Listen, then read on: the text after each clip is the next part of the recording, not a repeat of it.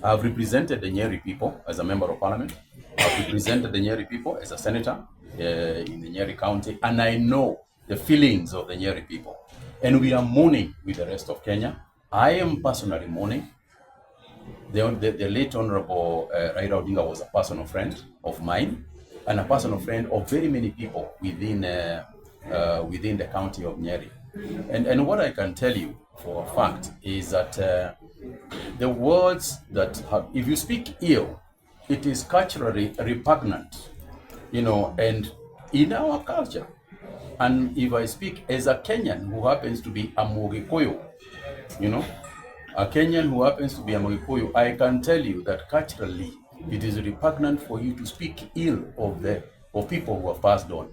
And as a matter of fact, if you do so, there are certain rights that you need to undertake in order to avoid curses that may befall on you. So when a person speaks on his own behalf, that has nothing to do with the rest of the community. The second thing to say is that as leaders, we must always be careful about what we say. And what we say is important. Politically, those kind of statements are retrogressive. And it is not in anybody's interest for you to make those kind of statements that can obviously bring divisive aspects, especially in times like this one. I think as a human being, it is insensitive. It's insensitive to make certain remarks that can hurt people, during a time when their feelings are very vulnerable, when their feelings, are emotive, and at any time, indeed at any time, it is always good for us as human beings to be sensitive to each other and how we feel. So morally is indefensible.